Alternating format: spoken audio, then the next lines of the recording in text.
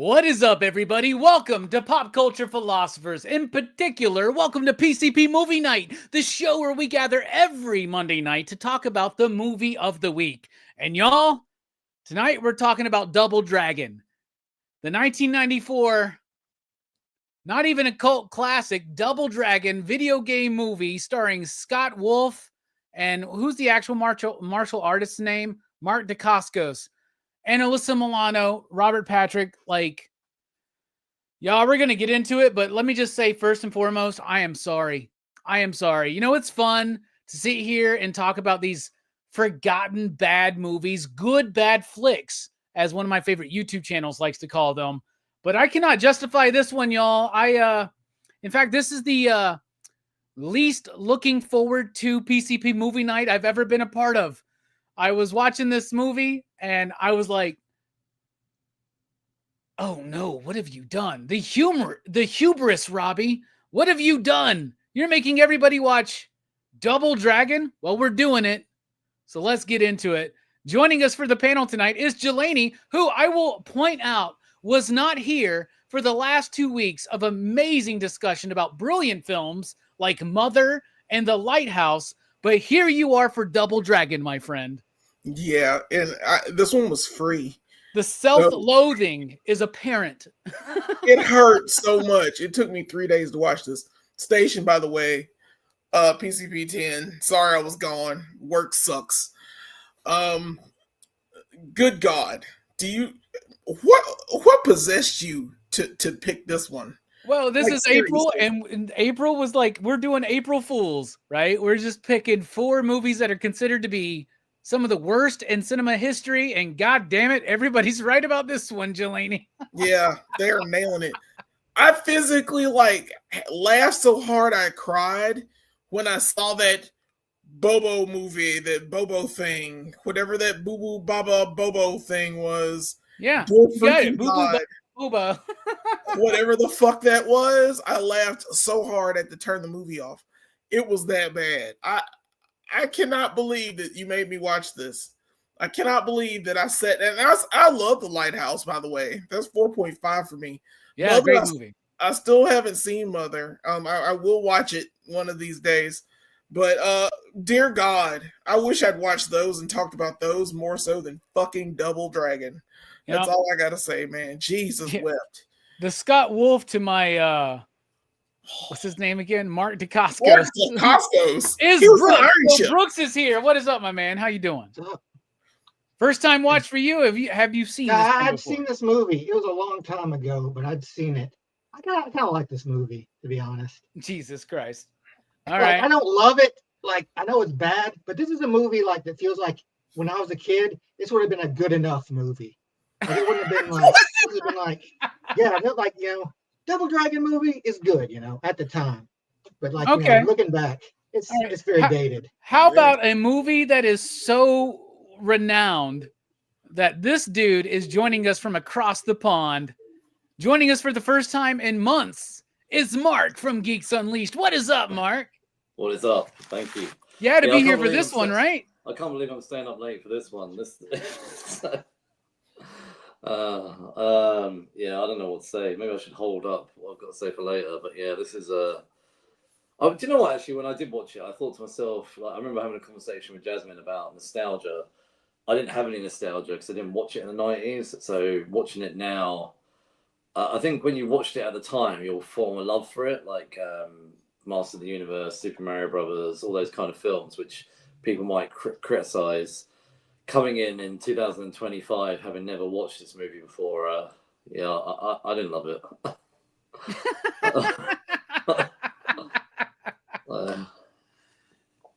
Hell yeah.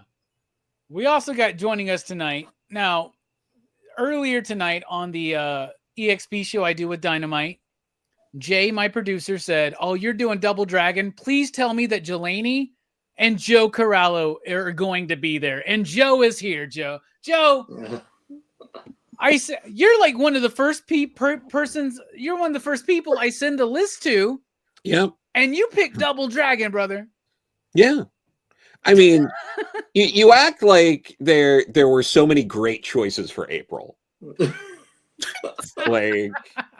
you know. But you know, I just want to put some context here because this channel has never done an Ingmar Bergman movie.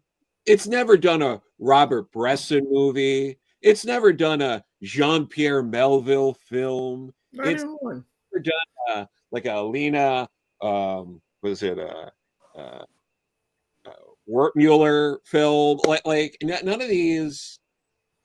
But here we get to explore Double Dragon. Despite the fact that you did Street Fighter not that long ago, which came out like within a couple of months of each other, and you dared test that. You flew too far to the sun.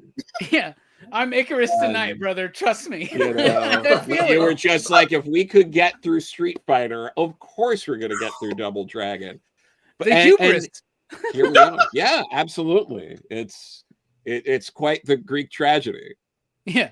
Speaking of Greek tragedies, it's also Missing Link. What's up, Steph? How you doing, man?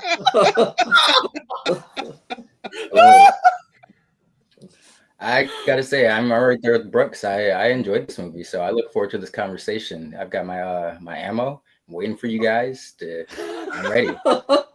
Oh yeah, I didn't bring shit. I'm definitely gonna have nothing to say tonight. I'd rather have nothing Fucking to on. Rock this shit.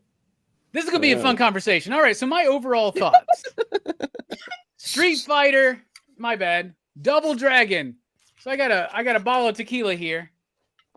Oh, it's gonna be one of those nights. Yep, I needed this when I was watching the movie. I watched this movie stone cold sober, and y'all, What? Wow. I was like, why did I not watch this movie with Brooks and Jelani hanging out, drinking, getting That fucked would up? have been awesome. I probably would have enjoyed the movie, but I'm going to tell you this.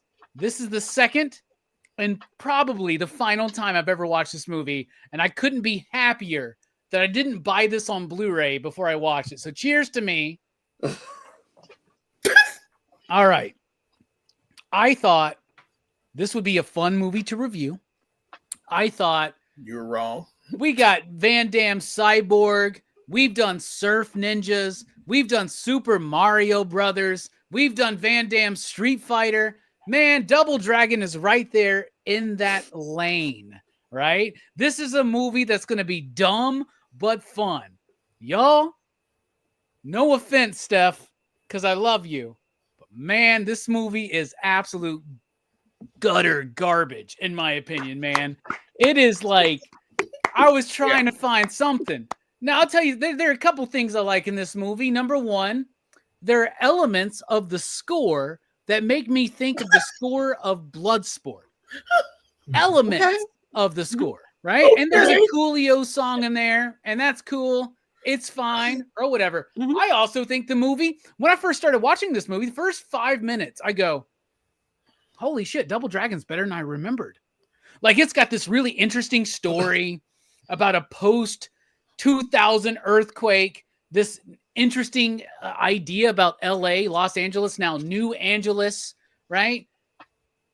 And I was really kind of I was like, oh man, this is going to be better than I thought it would be. And then it just gets into the worst of every one of these kind of movies from this era.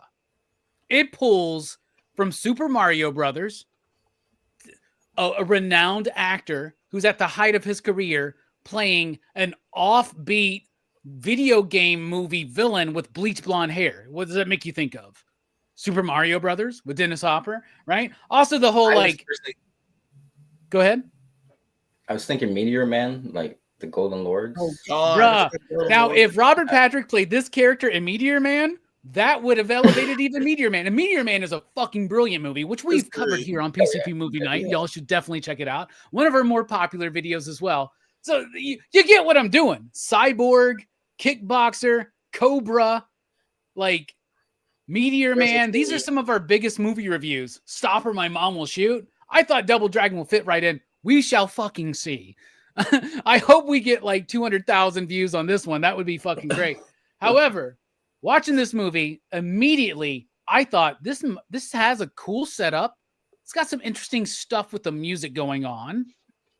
I like Alyssa Milano in this movie. I'll tell you that. This is like right before she gives up and makes Embrace of the Vampire, right?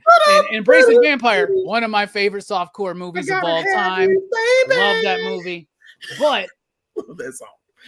As this movie went on, I was like, why, first of all, is this the Scott fucking Wolf show?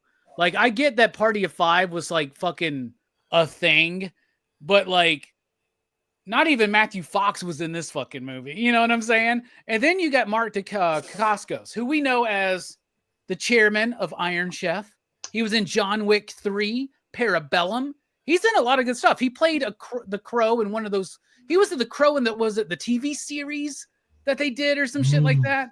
Like, this dude has a lot of capability, but it doesn't get showcased here. This movie is directed, by the way, by James Yukich, who never did another feature film ever. He's done a lot of music videos, did some Genesis, Phil Collins music videos, I should say.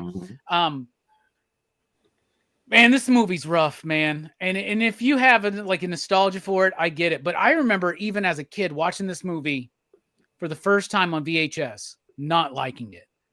And now here as an adult, as a grown-ass man on the cusp of 44 years of age, I'm proud to say I didn't buy this movie, and this might be my last time fucking watching it. And I'm so thankful that Peacock only had commercials for the very beginning. I had to sit through 3 minutes of commercials, and then it was uninterrupted because I could not have handled a fucking 3-hour experience with this movie.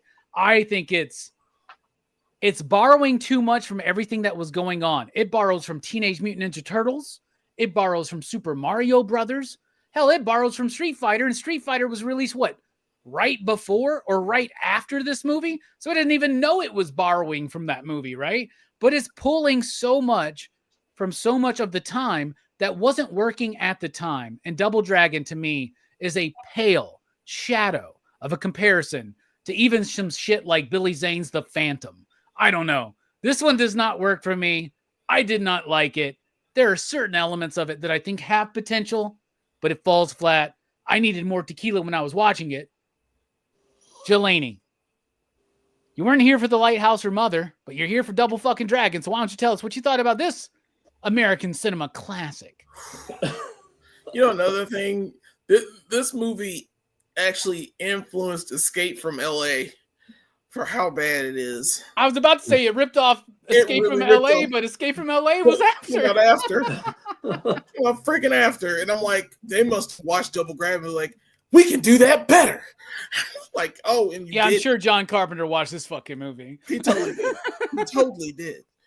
But dear God, this movie is ass. Like 100% ass. It's like bad. Like, it reminds me of Ready to Rumble. And I had fond memories of Ready to Rumble. It's like I loved that wrestling movie at the time I saw it. You're talking about the David Arquette, Scott Conn classic. Yes, that beautiful. Yeah, that's beautiful, beautiful movie. That led to David Arquette winning the WCW championship and ending WCW. Yes, it was trash. But I watched it again, like, I don't know, a couple years ago, and I couldn't get through it. Like, it was so hard, I had to turn it off. I have not seen it since, and nor do I wish to. It was that cheesy and bad. That's what this movie reminds me of. I remember watching this as a kid, and I didn't like it. It is hot. It was hot trash then. It's hot trash now. I have no nostalgia for this. I have no love for the game. Thank you, Eddie. I missed you too. It's just been a weird period of time of me watching it because it took me 3 days to watch it because the commercials, I watched it on Plex. So they had a commercial like every 10 minutes. And I was like, oh God. And right when it's getting to a really bad part, which is all of it, it cut to a commercial. So it made me cry. So I was like, oh God, I have to stop it. I can't do this. It was so bad. Like the music's terrible. The acting is terrible. Everyone's acting is terrible. Everyone, except for Robert Patrick, who knows what the fuck movie he's in. And he decided he was just going to go ham.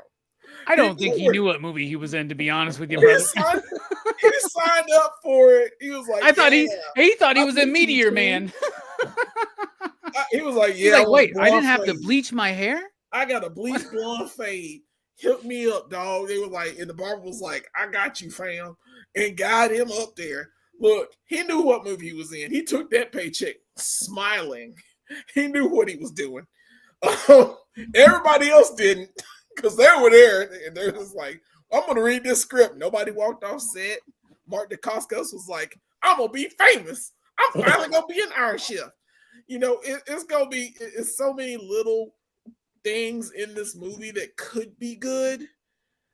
But they're not. The music hurts me. The special effects hurt me. Everything about this movie hurts me. Bilbo Baggins, or whatever the fuck that thing was, sickens me to my core. Whatever the fuck that adobo thing was, whatever the fuck that thing will, fuck that thing. You hear me? Fuck it right into the ground. It is so awful. It's like, who decided? I know that character's in the game, and the game is like a little 8-bit thing, but to make it look like that from the movie, fuck you, department.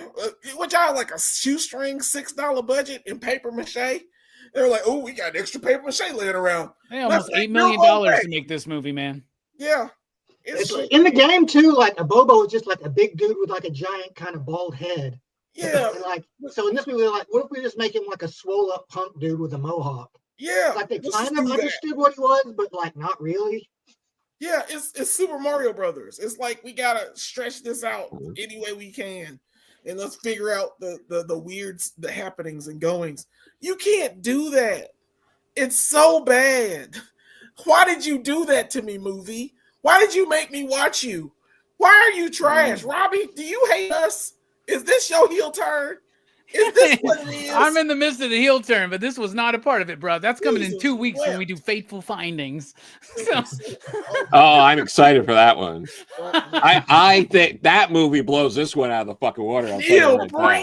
Fucking 5 out of 5. Fateful you watched Findings. Double Dragon. I can't believe you watched Double Dragon. Jesus, how could you do that? How could you watch Double Dragon? Why did you commit suicide? Oh yeah. Thank you, Brooks. Thank you, Brooks. It's the hubris, man. It's like I thought I could handle it, man. This is one of those movies where no, I can't watch this movie alone. Garbage. I will watch this movie again if all 6 of us get together. We're completely shit faced. We put this on. I think it'll be fine. I think it'll be fun. Can we watch something else if we all get together? Yeah, we could probably watch something we like. We're gonna nope. It's fucking Double Dragon. Jesus. At least we'll be talking through it. Can't we watch like Suspiria together or something? Yeah. I mean, that's Jelini made a good point. If we were together watching this in the same room, we'd probably talk through most of what you guys find to be bullshit. So it's like, you'd see some highlights. It'd be like a highlight reel, and the movie would be over. You're like, oh shit, that was kind of fun. Yeah. And we can make it like a whole, we could do a YouTube stream. It'd be fun, man. Guys, there's so many movies. Like, there's so many. So you chose to be here, brother. Okay. No, but I chose to be here. I'm talking about when we all get together, and that's what we watch. We're gonna watch Hour of the Wolf. No, we're actually gonna watch fucking Street Fighter: The Legend of Chun-Li. Is what we're gonna watch. Yeah, let's please watch that. You know what? I'll take that over there. That would be a fun conversation to tear that shit up. Do you know Paul Dini was involved in this? Paul Dini did the script for the original. Yeah. He did the original script, but they tossed it out. But he still got a credit. Yeah. And the dude who did do the script is the guy who did most of the episodes of Breaking Bad and helped develop Better Call Saul. Yeah, Peter Gold. Yep. No, are you serious? The biggest problem with this movie is that there was a tonal clash between the producers, the director, and the writers. Everybody wanted to make a different type of movie. You can tell. That's what happened here. It was initially meant to be a little bit more edgy. Then they wanted to kidify it. It was the director who did that. And it still got a PG-13 rating. I wonder why. Maybe because they're staring at Alyssa Milano's ass for 5 minutes in this fucking movie. And by the way, understandably though. I get it. Yeah, who Yeah, wouldn't? that's You it. know, Yeah. that's one of my favorite parts of the movie. You know She's what we wearing were that doing. weird shit where she's wearing like this, like these shorts and then like nothing on her thighs, and then Leggy- these like calf Ooh. coverings or some shit. I don't know what the fuck it is. Yeah. But I think it's kind of fucking hot. Speaking of It's But when she 2007 But fashion. when she talked, oh my God, shut the fuck up, Alyssa Milano. Shut the fuck up. I love this.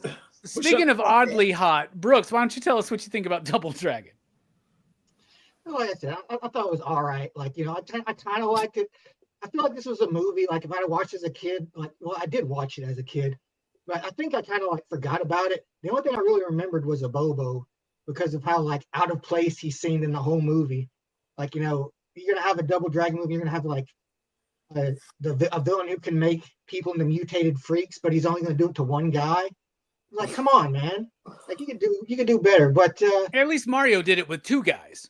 yeah. Yeah. Like you can just have one Goomba in the Mario movie. Right. But yeah, this movie feels like this was like in the early days of the whole idea of an action movie for kids, and like you can tell like they're still trying to iron a lot of things out. It feels like it's very like formulaic in a way. Like they're just doing like a lot of action tropes, but they're doing it. It's like they're doing like a lot of ridiculous jokes and stupid humor. The jokes in this movie are fucking bad. They are so bad. They all like I can see why people wouldn't like this movie just because of the jokes. They're so The best stupid. joke in the movie is who's the boss now? Ugh. Reference, Ugh. but the fucking head case, like dudes like on the ground and like there's a suitcase under his head for some reason. So like one of them goes and was like head case. Like I was like, what the fuck is that joke? And If why that is joke was in a Bill and Ted movie, it would have worked. Yeah. It like, also not borrows just- from Bill and Ted. This movie does, doesn't it? Doesn't it feel Yeah. kind of like a Bill yeah, and Ted? like the two doofuses. Yeah, like And Three Ninjas. Ugh. And Like- surf ninjas. it feels like very standard kind of cookie cutter action movie these days. But it has a few things I like about it. I think like as a kid, I would have been like, oh, this movie is great, but it sucks that they didn't have the geese until the very end. It's like that's the kind of things I feel like I would have complained about back then. Like, I was what the watching fuck? Good Like, Bad Flicks, and when he got to that part, he was like, who gave the costume designer a bedazzler? Yeah. Yeah, they look fucking ridiculous, but like I would have still wanted to see him fight in the fucking geese throughout the movie. And like, the game is obviously it's like an early style beat 'em up, where the is basically like, guys going down the street beating up punks trying to save a girlfriend or whatever. And like I kind of wish they'd have done more of that, like, like had them like fighting on the streets. Like at some point they'd had to like fight their way to Robert Patrick through like a bunch of fucking punks and shit. But they kind of like went a more traditional kind of action movie route. So yeah, this movie is not very good. It's bad. But it has a kind of fun factor to it that makes it like not completely unbearable to watch for me. Yeah, to answer Fable, by the way, where is this movie even streaming? Two Gun says Peacock, Tubi, Plex. Also, And it's on YouTube for free. So It is on YouTube for free. yeah, they're just being like, whoever wants to watch this movie, you're welcome to. You just got to sit through a few ads. Let's get this nostalgic blast. Yeah. Now, Mark, you've joined us all the way from the UK. It's like what, 1:30 in the morning where you are right now? Later than that, 2:30. 2:30. Fuck, Yeah. you guys do the time change too? That's crazy. Yeah, I'll tell you about 2 or 3 weeks after yours. Okay. So when I was on Fable show a couple of weeks ago, it was actually quite good. We started at 1. Normally I start at 2 with you guys, but that time. All right, here it is, good for a couple of 2:30 in the weeks. fucking morning in the UK, man. Double Dragon. What do you think? Do you know what? I'll tell. This is honestly what I thought when I was watching it. This literally was what I thought when I'm about to say it. As I was watching the movie, the hour-and-a-half movie, I started to think, oh, this reminds me of this. This reminds me of this. So I actually did write these down because I thought I might forget. It reminded me a bit of Super Mario Brothers, the movie from '93, the Power Rangers TV series. Like the Monster of the Week type stuff, and also their high-quality writing. It really reminded me of that. Hey, Better Call Saul.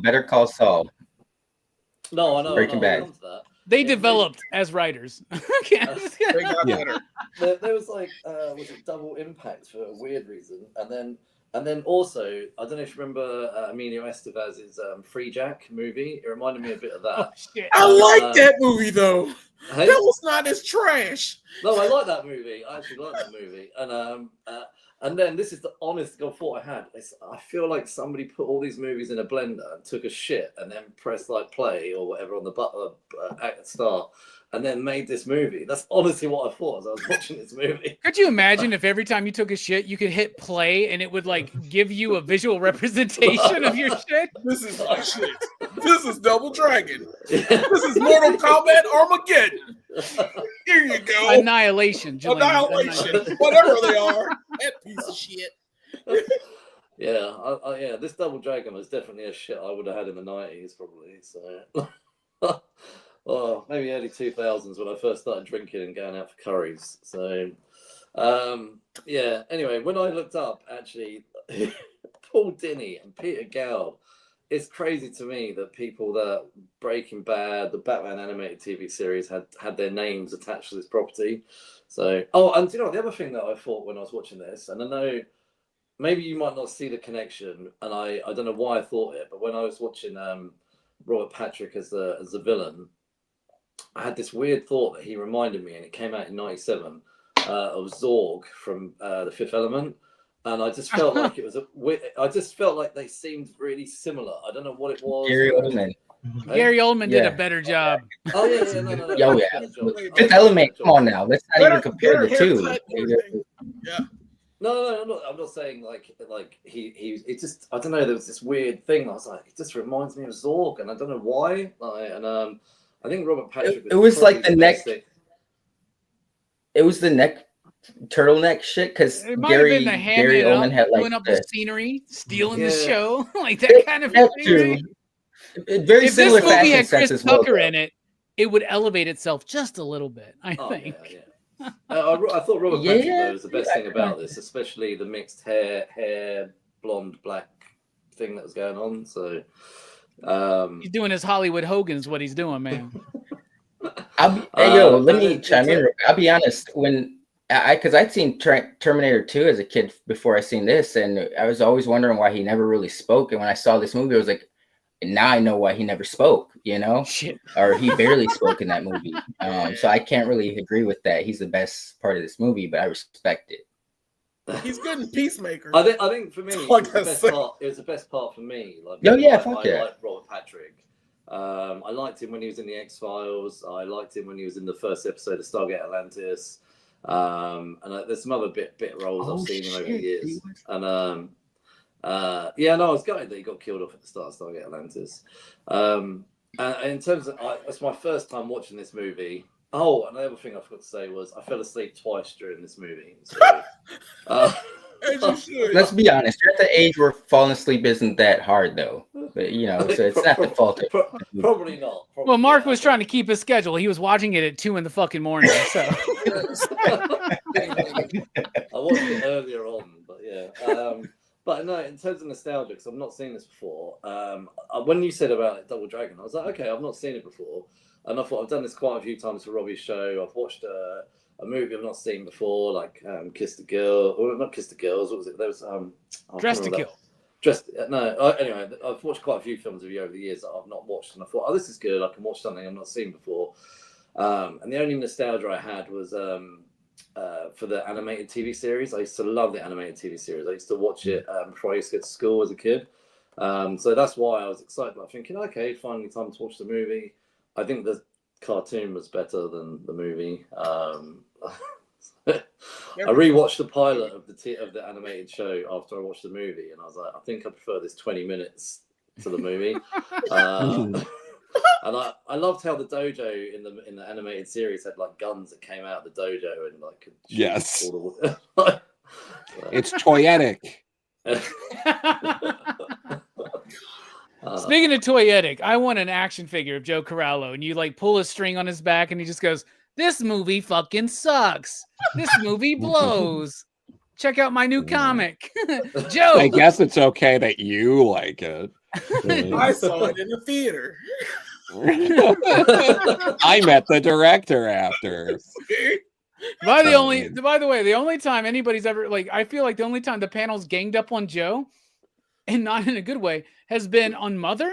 Like I feel like, I was like, yeah, Mother felt like I felt like even Joe was like, all right, I gotta like the movies. I get if you guys like it. I'm glad you like the movie because that's one of your quotes. But you chose Double Dragon, brother. You chose Double Dragon. You're here. How was the rewatch? What's your history with it? What do you think? Before I go into this, I just want to make this really fucking clear for everybody. We are 32 minutes into this, and Steph still has to go after me about initial reactions for Double Dragon. Oh no, I'm finishing at 4 a.m. We gotta. Anyway, so it's not. Oh, don't worry. The music segment's going to be like 2 minutes tops, right? No. I think style structure, some of this stuff will be, blowing through it. But this is the meat and potatoes of the show right here. This is so much just Super Mario Brothers, and it's more of an affront that it came out like a full year after. Like the movie already bombed, and they were like, "What if we did the movie that bombed?" Whether you like Super Mario Brothers 1993 or not, that movie bombed at the box office. Or I love at that very movie, least, it but underperformed. It was a thing that the crew was saying. All we got to do is be better than Super Mario Brothers. Yeah, and they failed. Absolutely, they failed. They failed. No, they completely failed. But it's down to like even the small things, like their dynamic together is very similar to Mario and Luigi in that movie. Their parents are dead. They're infatuated with this girl who's more involved in what's going on. Like we were saying, the same thing with the villain. There's a punk guy that gets turned into a weird fucking thing who ends up being helpful to them. Like it's so much. It's got that weird post-apocalyptic thing, but whereas Super Mario Brothers movie shows it by entering into another world, they just kind of drop you in it, but they don't do anything with it. It's the worst kind of not too distant future movie. Like every one of their jokes failed. Every single bit that they're trying to be like, "Ooh, it's cute. We're talking about something that happens in the future," just sounds so stupid. You didn't like the Madonna marrying Tom Arnold bit with George Hamilton and Vanna White? You didn't like Andy Dick showing up, man? Andy Dick showing up was weird. Like the Vice President Jerry Brown bit aged poorly. Like a lot of this stuff. Like he wasn't even in consideration for like ever, really. No. I mean, I know behind the scenes stuff, I'm not going to get into all that, but it just masterfully failed at everything. The costume was it a Oboto, the big stupid, what a horrible costume. It looked like a Halloween costume. Yep. It looked like a poorly made cosplay. It wasn't solid. There wasn't any weight to it. It's the movie's like needlessly like maybe racist is like a bridge too far, but like not even changing, Robert Patrick's name and just having him be like, I took this Japanese name because I'm awesome. Was like, I'm like, why did you couldn't have just rewritten it and just changed his name? Like, who gives a fuck? Like, I saw this interview with him where he's like, he's a guy who thinks he's the reincarnation of an ancient Japanese warlord. I was like, what? Where was that in the fucking movie? That's on the cutting room floor then, because that didn't make it. But there's a 2.5 hour long version of this movie that we really he did explain that. You guys are too busy hate watching, but he did explain that in the movie. Yeah, no, he explained it. Like Medallion had the spirit of whatever, this warlord or whatever. Well, he didn't actually explain it, Steph. They rewrote it because the writer. What are you talking about? Robert Patrick, though, every scene Robert Patrick had, he was doing exposition for his background there. Before he even fucking opened the medallion, he was explaining why the medallion's so valuable. It's like, bitch, you haven't looked in this box before you open it, and now you're disappointed. He's doing exposition for everybody's character in this fucking movie, man. It was insane. One of the jokes, though, you know, that didn't get mentioned before was the one girl with the whip or whatever who was from General Hospital, who made that joke. Like one of her lines was like, "In general, I put people in the hospital," and like it was like that was one of the jokes. Like, yeah, no, it's rough, but yeah, it's just needless. We got to get the MacGuffin to do the thing, and the stakes aren't really there because it's like, what are we fighting for? It's a post-apocalypse. Like, isn't everyone dead? Who cares? What the fuck are we doing? Like, there wasn't any weight to the overall world of like why bother doing that when it doesn't feel dire? Like, he just wanted to take over Los Angeles. I just want control one major fucking American city or something like that. But like, just make it contemporary, and you would have saved money and had a cleaner, easier to follow story. Like, that one adjustment would have only improved the movie. Like, you just get rid of all of that and you just keep it contemporary. You didn't gain anything. Like they didn't even incorporate it in the story, or it was like, as a result of the great earthquake in the year 2000 in LA, it opened up the shrine where you know, this medallion. Like, nothing. Like, that could have been. If you're going to do that, you have to use it. But they didn't use it. Except for just don't spoil your plot for volume 2 of King Arthur and the Knights of Justice, okay? I won't. But no, it's a stupid movie, and I didn't like it very much. All right, Steph, who I think likes this movie even more now. Why don't you tell us what you thought, my man? I've been waiting almost 40 minutes for this. First off,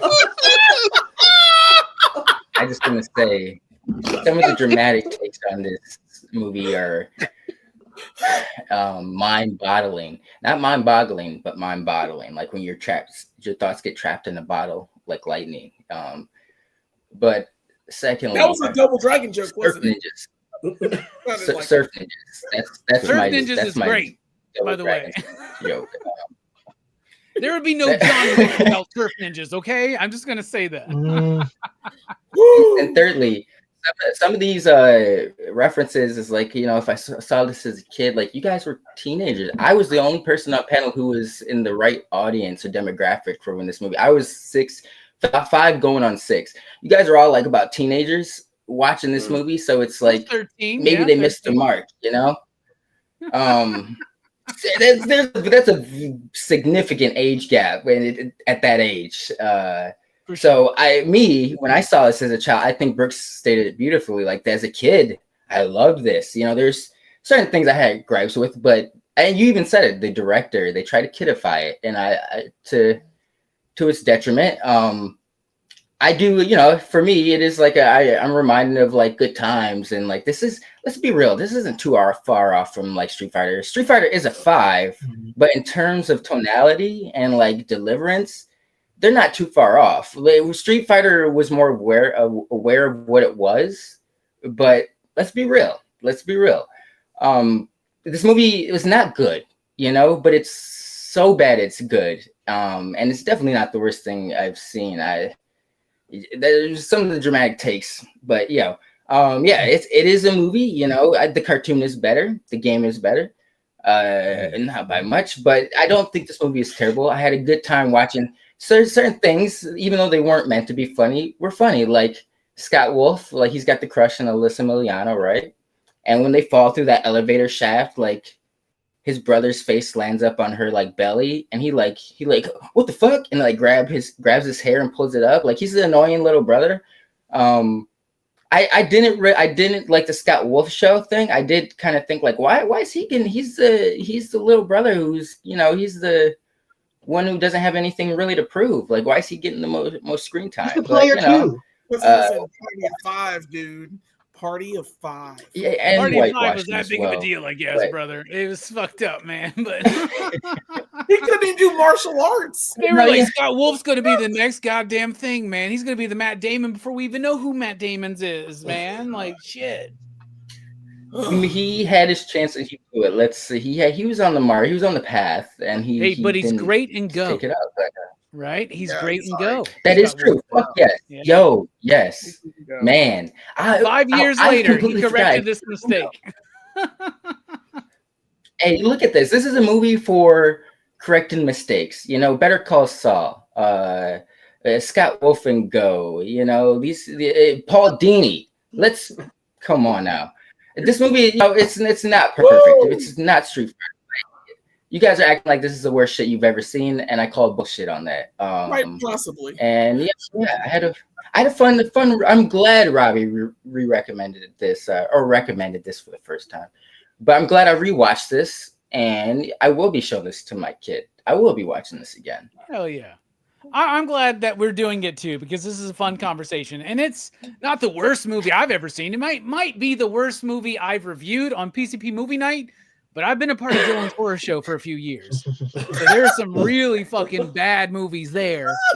Blood-sucking Freaks, Burial Ground, for instance. So I saw That is The true. Adventures of Pluto Nash opening weekend. Oh my I god. love that movie. Come on, Rosario Dawson. It's got Rosario Dawson at least, you know, like it's something. Oh yeah. All right. Well, this movie has got some performances in it, so let's talk about them. And I'm going to go first. Robert Patrick as the villain. What's the fucking dude's name? It's like Shuko. like what the fuck? Shuriku. And he's dressed like he's supposed to be the villain in Meteor Man, like Steph alluded to earlier. But he's chewing scenery. He loves it. I think even there's a recent, I don't know how recent this interview is, but there's an interview with him where he's like, yeah, oh yeah, Double Dragon.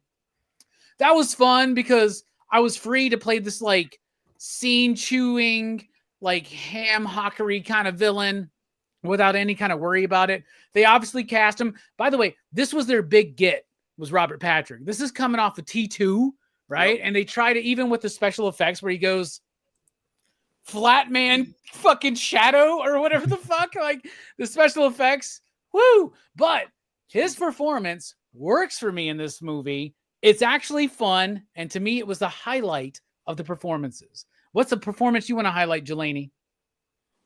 Alyssa Milano's tits. They're pretty dope. You can understand why she got cast in Embrace of the Vampire after this movie. But yeah. Sorry, that's my favorite scene in the movie. Anyway, yeah, she can't act for shit in this movie. It is like she's reading lines like right off the paper. Let's be honest, who's gonna really act in this movie? Yeah, it's true. Robert Patrick. Woo! Lord have mercy. And like she looked so good. I didn't want to hear her talk because every line she said and delivered was awful. And she was better in Commando than she was in this.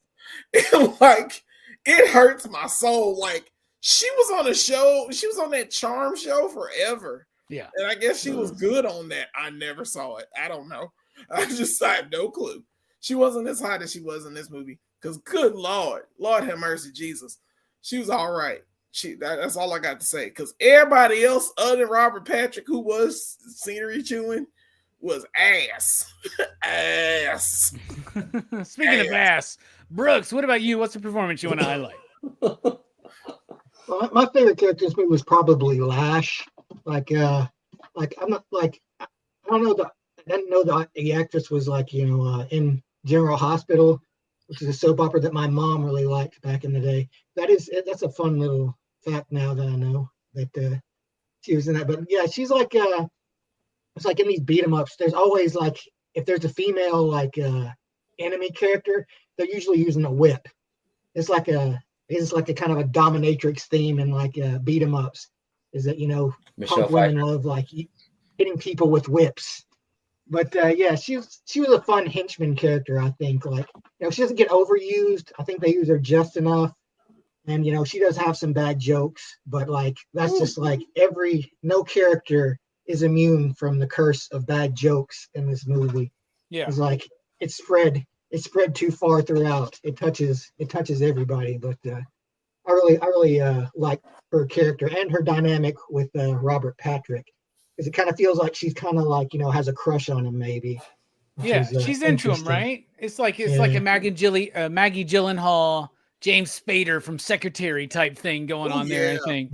I'm glad that you mentioned her and the whip, because it makes me think of that Justin Timberlake line, "I'll let you whip me if I misbehave." That's so good, man. So good. Mark, speaking of whiplashing, what's a performance you want to highlight? You're probably gonna laugh. Well, hopefully you'll laugh. When I was watching this, I guess I wasn't overly impressed with anybody. But one thing, when I watched it, I think when you have to look something up and it catches your eye, I think, well, I'm going to shout it out. I noticed that in the movie we had some real life things, real people playing themselves, like George Hamilton, Vanna White. Yeah, and Vanna White, yeah.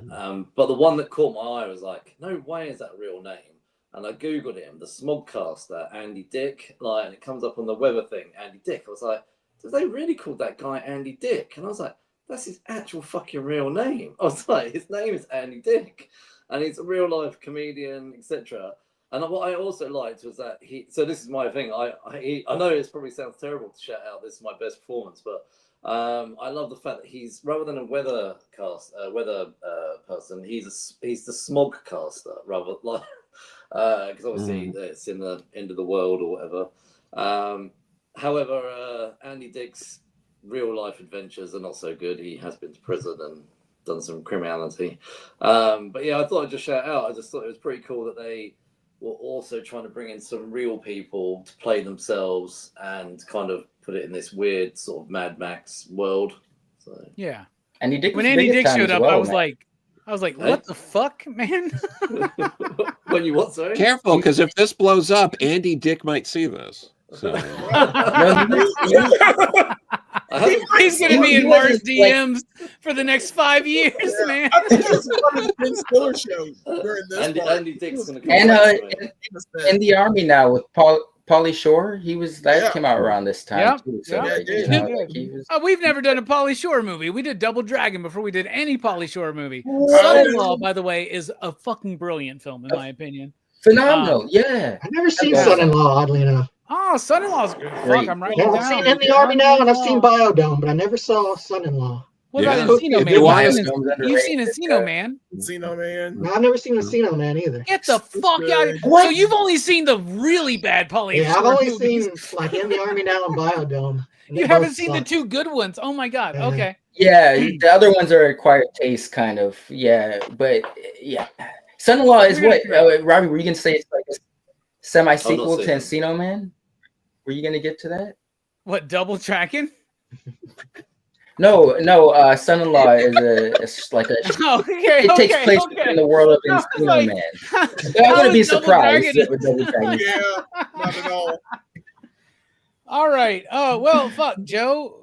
Slim pickings, but we still got some main characters left, man. What's a performance you want to highlight, brother? None of the main characters, they all fucking blow. They're worthless.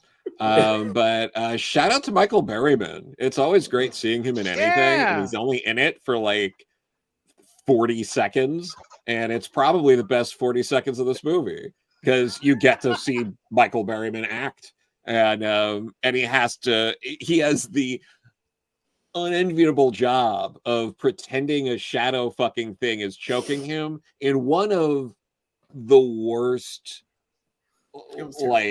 visual scenes. Yes. Because this is a deeply incompetent film. Like there's a whole issue where the director of photography injured himself very early on in the production, so they had to get someone last minute, which is why the cinematography is so shitty in most of the movie, and any scene where it's actually decent is the original director of photography. So well, who's the original? Is it Gary Gibb, the guy who did some of the Carpenter films, like Escape from LA? I think so. He's like, I'm gonna get it right with Escape from LA. This is what I want. It was significant enough for you to find that fun fact, Joe. Yeah, that's dope. And that's what Joe does is bring fun facts. Speaking of fun facts, I like fun Steph, facts. I would love what's fun facts. I love what's a fun performance you want to highlight out of everything that's left? You love this film. facts. Ooh, I'm sure you so can. Is it hard. Scott Wolf? What is it? He was up there. He was up there, but I feel like they forcefully gave him too much screen time. He wasn't bad though. I think Scott Wolf is a charming actor. But I'm gonna go with the only person who I think actually knew what movie they were in, and that was the Super Mario Brothers reject, Juko or whatever. The deformed dude with the mohawk. Yeah. Elbow! Only one. Acrobat reader. Yes. I'm gonna go with that dude. He from the start to the beginning, from the beginning to the end, he was the same dude.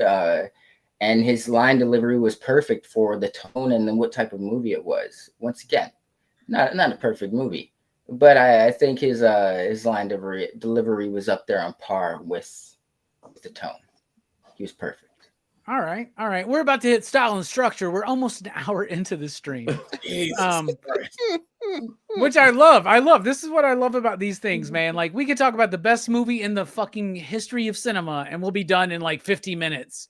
But if we talk about something like Double Dragon, we're going for a while. But style and structure, man, the style is a ripoff of Super Mario Brothers, is what it is. It's trying to mimic a lot of stuff. It has not a cohesive vision in its story, nor in its style. And I feel like the structure of the film, it's like it's shortly over an hour and a half, right? Maybe an hour and a half and like maybe 6 minutes or something, right? But man, it feels long. It feels so fucking long to me. It feels longer than Lord of the Rings Return of the King Extended Edition, which feels pretty fucking long to me. So I can't give it too many highlights for style and structure, but I do love the world that they were building. This post-apocalyptic New Angeles set, this is 1994. It's set in the future of 2007, right?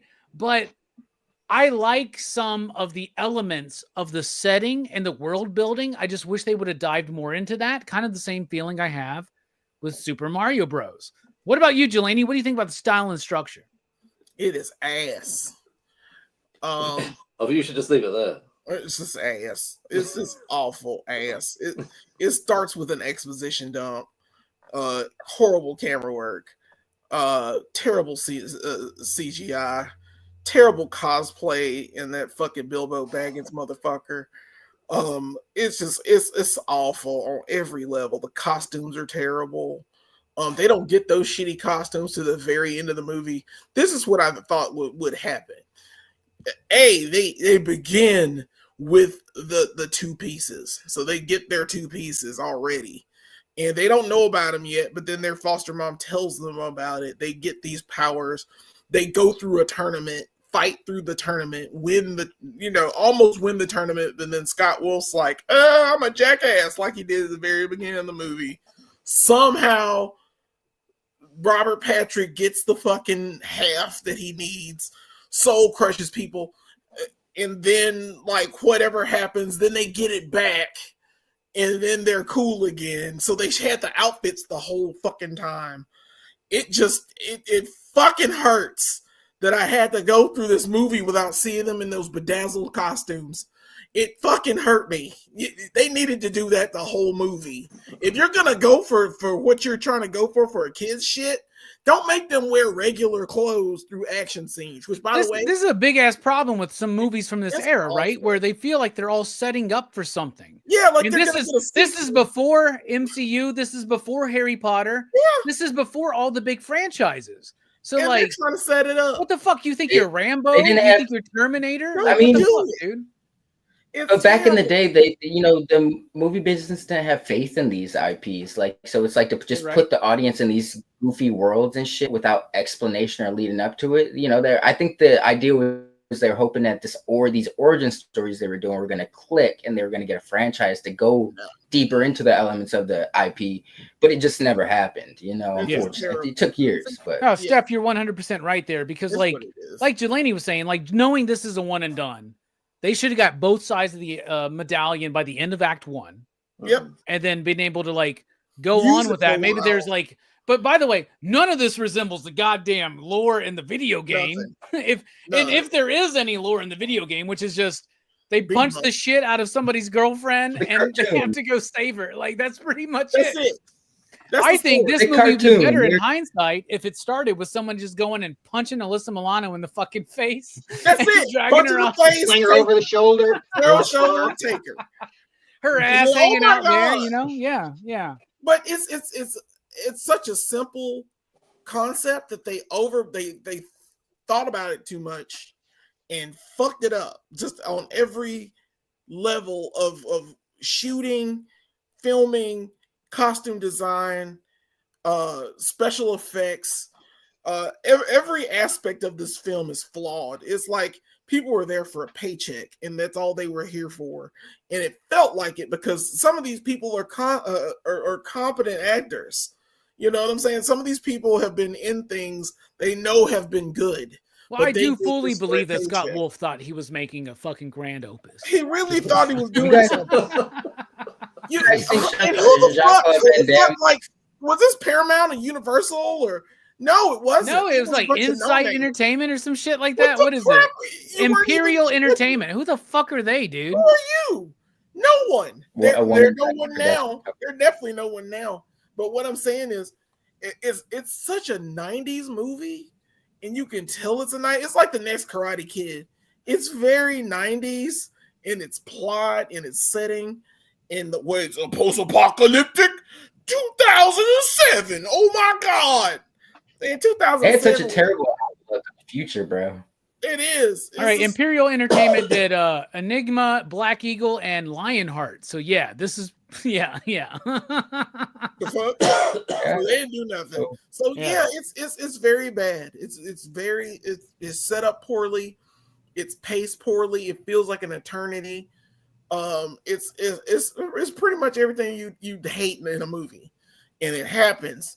And it's Super Mario Brothers. Oh my god! I'm so glad I wasn't there for that video. And y'all was just gushing all over that movie. I Oh, love that movie. That's a great movie, man. fuck that movie. That movie Ah, could die fuck in time, you. too. All right, Science fiction Brooks, what do you classic. think about the style and structure of Oh, Double shit. Dragon?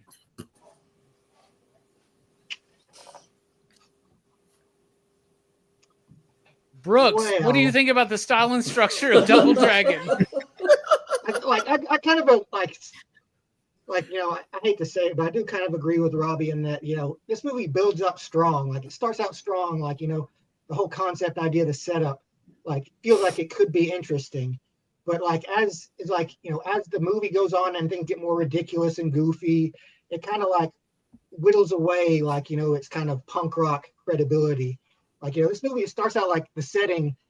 Like as a kid, you would feel like, oh, this movie's so edgy because it's got these punk guys with the mohawks and the leather and the cars shooting flames out of the back for no fucking reason. Yeah, with the Mr. Yeah. Fusion car, and they're all Yeah. trying to eat Alyssa Milano's ass while they're going through the fucking tunnel and shit. Yeah. Yeah, it's like this whole Okay. idea of gangs controlling the city after a certain time.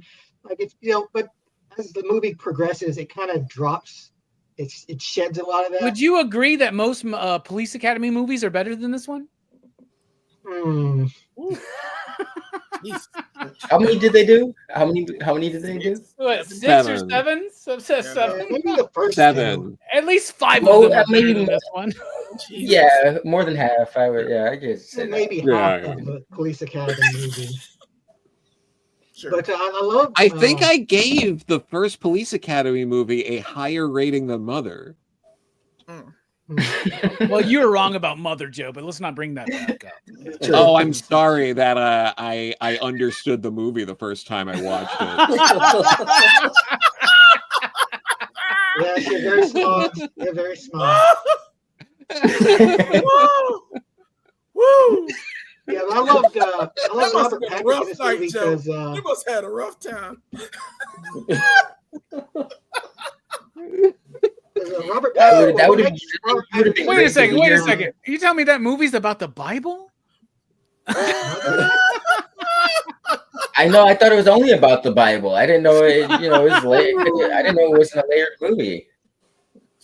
Anyway, Brooks, go ahead. If We're you sorry. think that's a fucking layered movie, Jesus. Chaos, we have not run out of movies, but I don't know why I made this fucking drastic mistake tonight. Hey, but he showed up for it, so shout out to Chaos for that. That's why because Chaos was like scrolling through his YouTube feed, Double Dragon. Did they run out of movies? Let me pop in. Let me leave that one. Brooks, anyway, you want to wrap up Style and Structure? This is going to be the longest movie review in the history of PCP.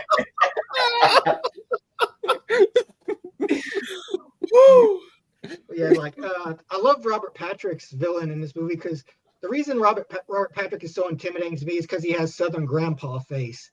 You know, he's got that steely glare. He's got the constant frown. But then you like give him like the punk hair and like let him ham it up, and it's just so funny to me because it's like the opposite of what makes Robert Patrick so intimidating. Like he's like when you see a Southern Grandpa mixed with like punk rock, it's like the mixture is just so funny that it makes like for an interesting villain. So yeah, it is it's a fun movie for me. Just if you can turn your brain off and just like enjoy the ride, then I think you could really get into this movie. But I can see why people don't like it because it's very dumb and it's got a lot of bad jokes in it. No, Brooks, don't defend him. Sometimes we just have to not be so pretentious, That's turn that true. shit The off. jokes in this are actually We're good. being I'm lying. pretentious because we don't like Double Dragon. You don't understand this. You don't understand the layers of this movie, okay? It's too. It's not like it's Surf Ninjas, man. Jeez. Anyway, Mark. Oh my God. If anybody's going to be pretentious here, it's you UK snob. So what do you think about the style and structure of the movie? I think okay. So I have to become pretentious now. It definitely. Okay, I'm glad that's in the back of your minds. I've not laughed this hard in ages. Disjointed pacing, genre blended action, comedy, sci-fi. I feel like it pulls from everybody. Oh, do you know what? I remember hearing about a TV show. It's just come to me now what I've been thinking about. Like, it was Sliders, the TV show. The guy who was in Lord of the Rings, I've forgotten his name, the actor who's in Lord of the Rings, and he left. And one of the reasons he left, because he was in the writer's room, and he said something like, he used to hear them talking about ripping off other movies for their TV series. John Rhys Davis is who. Yeah, right? John Rhys Davis. Yeah. Mm-hmm. That's what I think happened in this movie. I feel like when they were putting it together, they were like, right, let's take from this, let's take from this. That's what I feel. I feel like this deliberately borrowed from other people's stuff because I feel like there was, other than like, I know Joe mentioned earlier, the MacGuffin thing. I feel like they had this MacGuffin thing, but then they didn't really know what to do with the franchise of Double Dragon. It's like, right, everyone's making video game movies, but we don't know what to do with this. So let's borrow from everybody that we can possibly borrow from and throw a film together.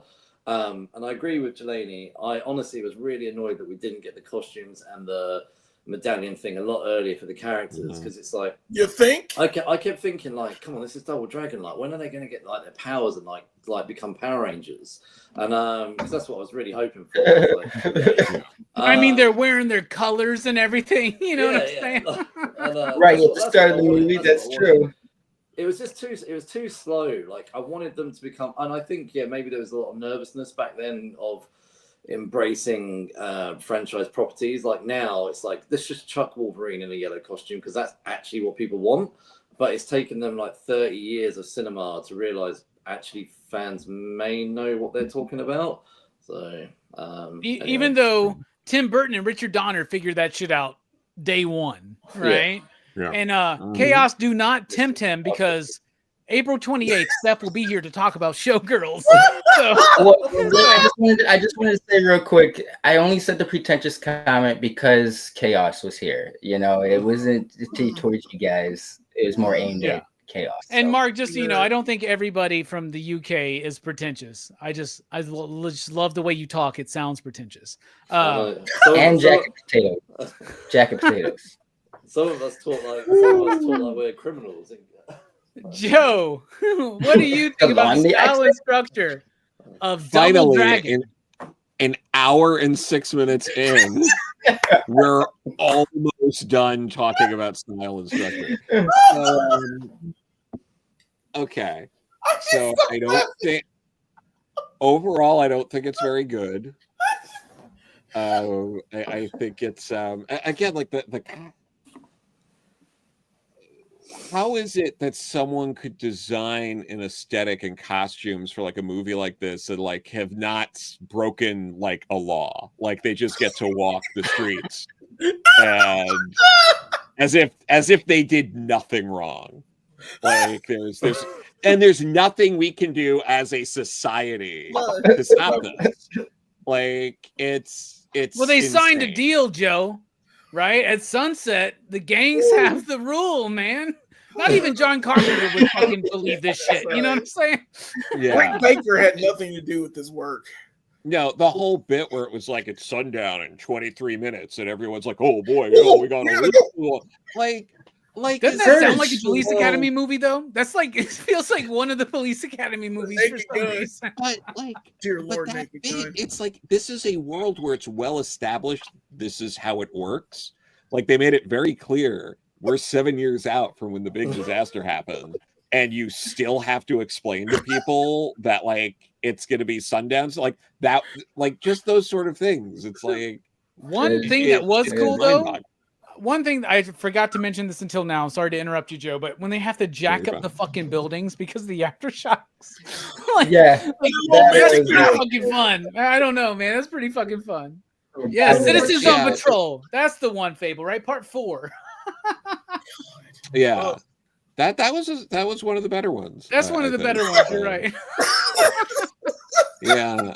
But by the way, we did all the Police Academy movies on PCP Movie Night. Joe was there, so y'all should check it out. I think the fifth one I didn't think was going to be as good as it was. I was pleasantly surprised by the quality of the fifth Police Which one Academy is the fifth movie. one? Is that the Miami Beach or is that the where it's the Miami Beach? No, maybe? it's the Miami one where it's the old guy and he's mostly just doing a Leslie Nielsen like we got some blue wrenches in the chat finally. Why don't y'all throw up the link to the Police Academy franchise review so everybody can check that out after the show wraps up. Yeah, no, for sure. I implore you all. But yes. But yeah, so you just get this, and again, like the setting, it doesn't make any sense. Like all it's used for is like, oh, we're gonna have them on boats or this one bit because it's flooded, or like, oh, we're gonna see. But it doesn't add anything to the story. It's all purely aesthetic, but it's not aesthetic tied to the Double Dragon franchise. So like, why are we doing this? It just drives me nuts because it's like, oh, the Chinese theater's destroyed. Okay, like what are we? It's not. Yeah, I know I was talking about this earlier too, but it's like it's not tied to anything, and it's crazy that it's not. And if you get the medallion, like it's so poorly put together because it's like, okay, you broke the medallion, so but like the way it works is if it's combined, it has the magic of both, but like it was never meant to break. So why, if it broke, did one part like none of that really makes any sense. Why did it have to be broken? It could have always just been 2 medallions that you could wear, like just whatever. Like it doesn't, it's because again it's also not tied to any like Double Dragon lore either, so it's not like like, oh, it's the medallion from the game, they have to get it.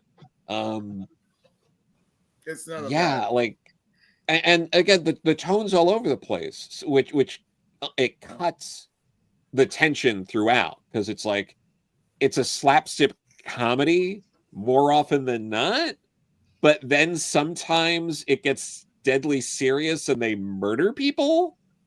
Yes. And then they have a fight about the girl that was like their mother getting murdered. Like they're like 11-year-olds. Where and you're just like, they're not. It doesn't seem like they're not being affected in a way that makes any sense. And then it's this, like fight to the finish with Robert Patrick, where it's just like they're trying to imply it's like the fate of the whole world rests in the balance here, and then cops take him away and put him in the back of a police car. And It's he'll like get out because lawyers. You have an ancient weapon that you're claiming you're going to like basically take over all of Los Angeles, and possibly like with the implication that it won't just maybe stop there, that he would just have this incredible power. Because Jimmy took over his body in a Ted from Bill and Ted type way, where he took over his father, right? Like, yeah, that's why.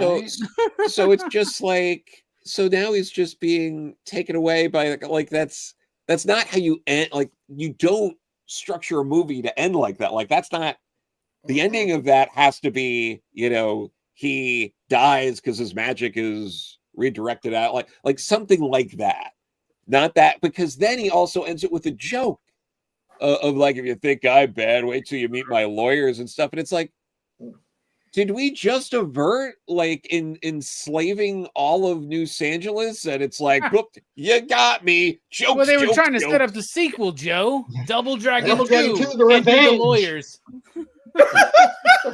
Yeah, the so lawyers are more powerful for this medallion. But that's also part of the problem with the structure, is it both is very clearly trying to set up a sequel while also not doing anything to set up a sequel. Word. Like, there's no clear direction for them to go in from here. What do you mean? What do you mean? They get a new villain and they got sparkly costumes, man. That's what it is. By the way, this whole time I thought Joe had this badass. I thought Joe had this badass drum set behind him with these like symbols sticking out. They're just fucking lamps. It's a lamp. But no, it's no, I have to stop it. We have to keep going. Next, yeah, we got to keep going, man. It's an hour and 13 minutes into the stream, and Link is now finally about to speak on style and structure. Saying of the best state. I'll let Delaney catch his breath. But save the best for last. Stylistically, I just don't know where you guys are at. Like, this is on the mark of any, like, go watch some 90s movies. They're about this. Power Rangers movies, Mortal Kombat, Street Fighter, they're all on the same tone. Let's be real. I think Street Fighter is levels above this movie. It is. But stylistically, it's Julia on that tone. alone. Oh my god. Structure-wise, you guys are criticizing it like you're big fans of the lore, like Fable said. What lore? So it's like they're building off of, they're doing the best they can. Like, you guys are like, man, they didn't stick to the T of how it was when what the fuck are we talking about? Let's be honest. Like, they did the best they could. This movie was not trying to be an Oscar winner. That's what I mean by pretentious sometimes. But yeah, it was all right, Fair enough. Okay. All right, now it's time to talk about the music. Fuck, dude. The music was done by some asshat named Jay Ferguson. There was a moment there I was like, is Stan Bush on this soundtrack? I looked it up and I was like, oh no. But there are elements of the soundtrack that I think work. And then you got some like soundtrack music like Coolio that I think is okay. So it's okay, the music in this film. What about you, Jelani? What do you think? This music was ass. This was ass. I couldn't even look. They had back to the middle and round again. I'm gonna be there till the end, 100%. No, I was like, yes, it is. They spent the budget on that song and the Coolio song, and I was like, oh my god, this music is ass. It's barely here. It's generic 90s music. It's generic, like, Hallmark music, which are the same as the commercials that I had while I watched this movie. And the funniest commercial was a Hallmark commercial where the guy was like, he was looking at a woman. He was like, why are you a revolutionary? And I was like, That was better line delivery than everyone in Double Dragon. I was just excited. I was so excited. And then the movie came back on.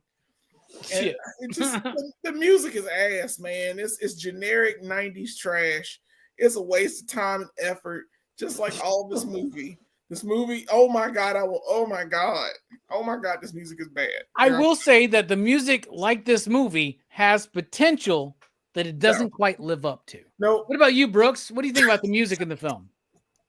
It's fine. It's all right. Like, nothing to write home about. Pretty standard action movie kind of soundtrack. So yeah, I don't know what to say about it, to be honest. Like, it very much blends into the background in this movie. Like, there are a few decent songs they kind of just threw in on the soundtrack, but nothing like super memorable to me. So yeah, he was all right. What about you, Mark? What do you think about the music in the film? I agree. The music not very memorable. I did notice a little bit of orchestra stuff here and there. But I remember last time I came on this show, I actually Googled songs that came out in '94. And I found one that I think they should have definitely thrown in. Mariah Carey, Hero. That was a missed opportunity. They couldn't afford it, brother. We're talking about peak of Mariah Carey right there, man. Double Dragons come along. Have the strength to carry also, the other one that should have thrown in from the '90s was Salt and Pepper, What a Man. Like, honestly, they're missing so Oh, much that would have been great. That's their budget, man. You're blowing their budget. They couldn't even afford Stan Bush in 1994, brother. They can't afford Mariah Carey or Salt and Pepper. They couldn't do that adobo. They couldn't do that adobo matte paint outfit costume thing he was wearing. Fuck that. By the way, there's some good matte paintings in the film, I would say. Yep. I would say. Yeah, that's fine. What sound design? What sound design you There's talking no about, Jay? waves There's no waves in this fucking no movie, waves. brother. And they have a whole boat chase scene. Oh yeah, both the chase scenes are ass. I forgot to mention that too. Oh, dude, that boat chase scene. By the way, that explosion. Ass. They had it was one of the biggest explosions Ohio has ever seen, and people were calling in to 911 when they were filming that, which was pretty interesting. They used all the budget on explosions. What's up? We got sexy ass Cliff in the fucking house. You forgot this movie even existed. Well, it does. You should continue thinking this movie doesn't exist. What about you, Joe? What's the score music like for you? Okay, yeah, no, it's not good. But I will say it never took me out of the film. Yeah, that's a positive, right? That's a positive. Is it better than the soundtrack to Mother? Yeah, you know what? I was a little more aware of the soundtrack this time. I don't know. I think if they would have put the waves in from the Limey and the Lighthouse, it would have been elevated a little bit. Yeah. I mean, New Angeles is an island. The waves could represent, the tide of progress. An old British man just standing at a pier, looking sadly forlorn. It did make me think about other movies from this time period around, give or take, that, talking about watching other movies from the 90s, but that first Teenage Mutant Ninja Turtles movie, which we did talk about here on the franchise review, destroys this movie in every single category, including the score. Yeah. And you even get that it's not, they don't go by Technotronic, but it is a I think they were using a pseudonym or something for Spin That Wheel, but so some good stuff there. But I also mention it because I'm not sure if people on this panel are aware, the TMNT franchise review done on this channel over 2 years ago has pathetically low views. It does. Yeah. It is criminal. This needs to be over 1K. It's insane. It's at 639 views, something like that. Meanwhile, I almost said Kickstarter. Kickboxer is over 30,000. Yeah. And Stop or My Mom Will Shoot or Kung Fu Hustle is or Kung Pao Enter the Dragon. They're climbing. They're climbing, bro. I double checked the Police Academy one. That's at 1.2 7K views. Almost 3 times. What was it? No, it's over twice the amount of people watched that franchise retrospective over the Ninja Turtles retrospective. Like, guys, come on. Yeah. Spin that wheel. We're at the mercy of the YouTube algorithm. What about you, Link? What do you think about the music in the film? Yeah, it was there. You know, I'd peep the song at the end of the movie. It gave me vibes of 90s movie. I appreciated it. So I did peep the last song. To be honest, I wasn't aware of any other music except for the closing scene. Nice. Okay. There was music. Trust me. There was a score, a whole score, and it was ass. All right, my favorite bit. Before we get into the meaning of the films, the thematics, Jelani Brooks, is this movie better than Funhouse? Y'all let me know real quick. No, it's been a while. What's a better movie? I'd probably say I like this movie better than Funhouse. Get the fuck out of here, bro. This is better than Funhouse. What? Absolutely. How you gonna put a big old monkey mutant head, put a mask on it, and the mask is smaller than your big monkey head? Yeah, this is way better. Way better. You're a piece of shit, fucking Jelani. I swear to God, dude. All right. You always have the stupidest reasons for not liking stuff. No shit. Like, I didn't like The Thing by John Carpenter because it scared me or some shit like that, right? The Thing was good. It just scared me because I know you don't get fucking points because it scared you. Get the fuck out of here. Anyway, I don't give a fuck. Hey, I love Double Dragon Universe. speaking Master to Universe you, Jelani. Jelani, what is Double Dragon speaking to you? Fuck, I don't know. That's the quote of the night. Fuck, I don't know. I don't know. No clue. I was trying to think about it while we were talking. I was like, don't lock up your mom in a theater and she knows how to kick her way out. She knows how to kick her way out. I've been like, Mom, kick your way out. Let's run the fuck out of here so that it doesn't explode and kill us all. Hold on. Oh, the power of brotherly love and friendship. Okay. Well, fuck you too, Dynamite. Fuck you too, man. Yeah. Funhouse is shit. Ass. Funhouse is way better. No, not really. Yes, ass. Do you guys ever do like pop culture philosophy merch? You should have the T-shirt that just says "ass." Yeah, we have these ideas, man, and Jay is supposed to be keeping up with them and letting us know so we can get them made. But yeah, that's great. Like, you're right. Jelani's quotes on movies alone could like sell some merch, man. God, it's awful. Look, I would say the power of friendship and the power of brotherhood. When we work together, nothing can be accomplished. Everything can be accomplished. But the problem is they didn't make that case in this fucking movie. Yeah, the Care Bears movie's way better at that, right? They did. Yeah. They cried less for their mom than they did for any emotion in this fucking movie. Fuck them boys. They ain't shit, man. They're some shitty kids.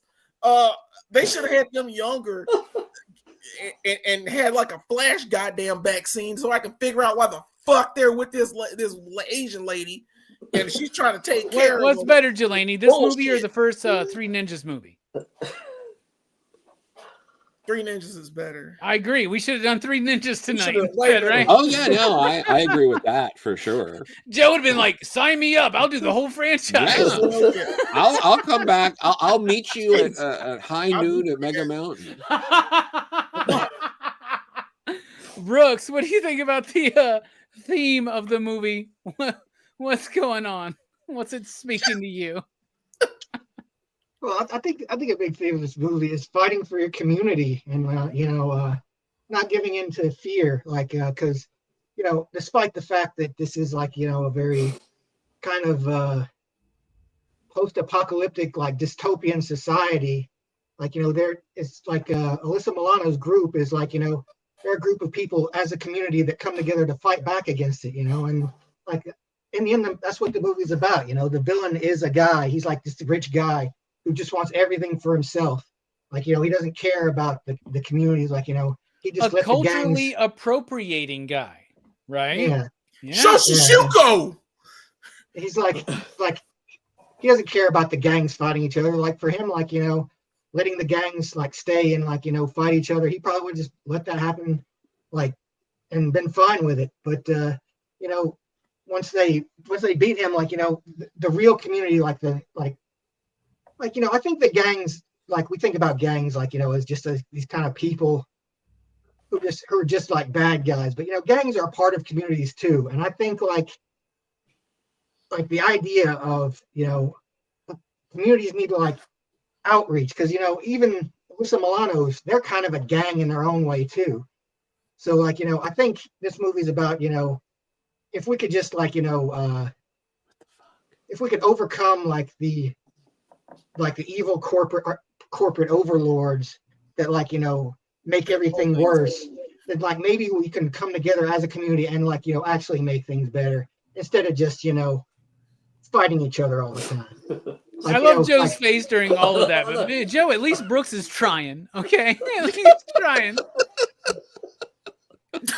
You just haven't looked deep enough into this movie. It's very complex. I understand. Mark, it may be 3:30. Very deep into it. Mark, it may be. It's 3:30 for Mark. Look at him. This dude's dying right now. He's just ready to go to fucking bed. Mark. Do you know what? I was listening to Brooks, like really like intensely, just actually listening and like taking it in. And then I glanced down at Joe. And I just lost it. Sorry. I was like, it was like two polar opposites. I was actually trying to be fair to Brooks and like hear everything he was saying, and then I looked down and saw Joe's face. I was like, what the fuck? Like, the more shallow the movie, the deeper I dive into it. Oh, Jesus. Oh god, right. Okay, sorry, I was just trying to get myself together now. Right, I was thinking about this. Like, I don't think the people that made this movie actually were making this movie with a message. So.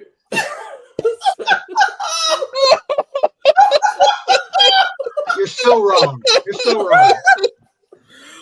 Just because something's not made with an intended message doesn't mean there's not a message to be delivered. Where's Jay at, though? That's the next PCP shirt. I don't think the people that made this movie were intending it to have a message.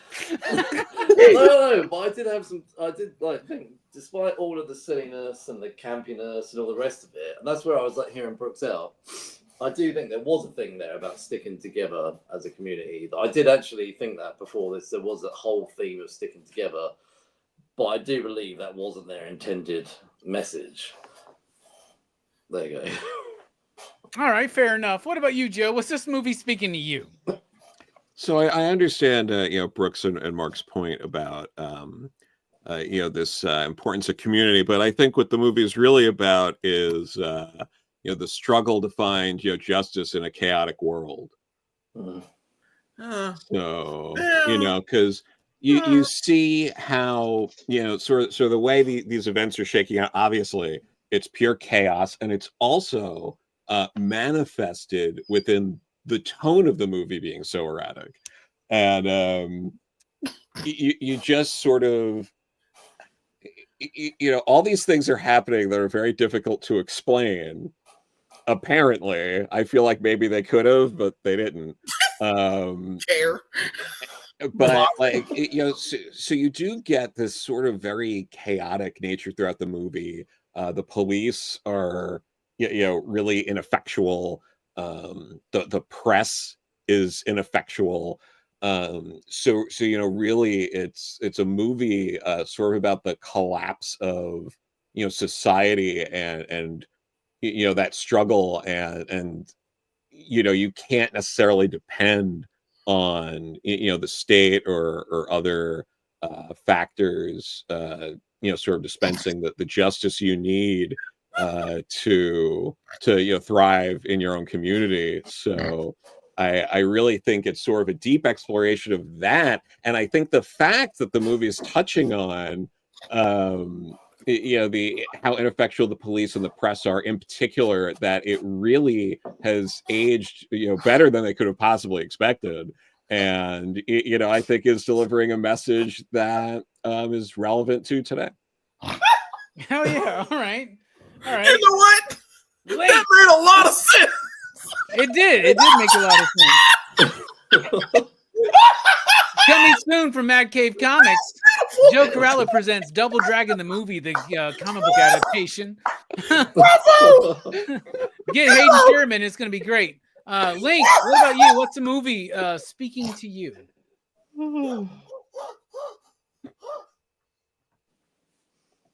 Oh, you're muted, Link.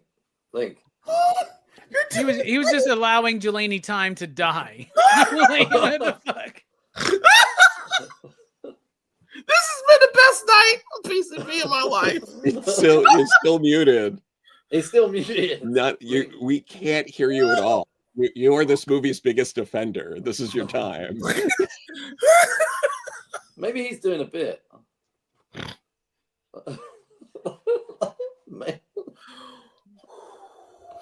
Are you doing a bit stuff, man? We can't hear you. What's going on, man? Is this like meta commentary and how you're a little bit? By us? A bit. But now that all the bullshit is out the way, I just want to say, some people. I saw someone say, we're wasting too many thoughts on this movie. It's crazy because you guys are still here, so we can't be wasting too many thoughts. But yeah, it's been pretty good attendance for a PCP movie night. I'll tell you all that. Absolutely. Let's just be real. This movie was a cash grab. But I will pull something out of my ass in terms of a thematic meaning, as I see all of us do weeks on end. Anytime we do mostly a movie review, but I will back Brooks with the brotherhood thing. Just because and I'm glad you kind of cashed in on the. I won't go there, but no, I appreciate Brooks with the brotherhood thing. I think that is very prevalent. Just because they intended doesn't mean it wasn't there, And yeah. I'm glad that we doubled down on the pretentiousness aspect, with the explanation. And they are brothers. It's obvious, just like it was obvious that Vin Diesel and John Cena were brothers in that Fast and Furious movies. It's obvious, right? They're brothers.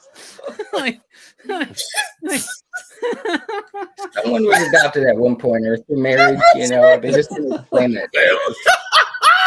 It is a Fast and Furious type movie, right, Fable? This is about family. This is all right. So this is normally the time where I come in and I tell everybody that they were right.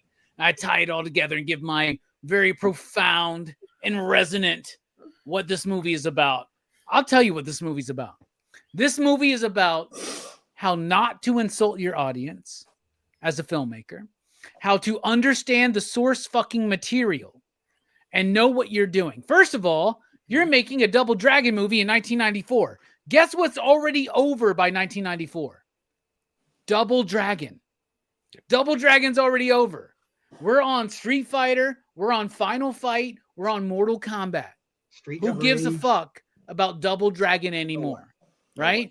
But regardless of that, if you adapt something from a video game, a comic book, a novel, or whatever, maybe fucking take a moment to try to understand what resonates with the audience about that property and see if you can somehow turn that into a different media, right? Into a different medium, right? Because that's what I think we're learning the most about this movie is what it's like when someone doesn't understand the source material, doesn't trust their actors, doesn't trust the audience, and makes a piece of shit movie. Mm-hmm. And at the same time, it's a lesson in hubris for me to think that we could talk about this movie the same way we did about Surf Ninjas, Stop or My Mom Will Shoot, Cyborg, Street Fighter, fuck, even Mortal Kombat. And here's the other thing. They've never made a great video game to cinema adaptation. Ever. I don't give a fuck what y'all say. Mortal Kombat Doom is solid, bro. Doom is solid. Fucking Doom? Everybody keeps bringing up Doom, man. What It is. It is. What for? That- What oh. for? It's solid. Really? Bruh. It's solid. I'm not saying it's amazing. I'm saying it's solid. Bruh. It's solid. All right, we hit that point in the UK where they cut off the internet, so Mark is gone. All right, it's time to rate the film out of 5 possible you digs. You out there in the chat, what do you give Double Dragon? Jelani, kick us off here in the panel. Shit, this was so bad. This was so bad. I will never watch this film again.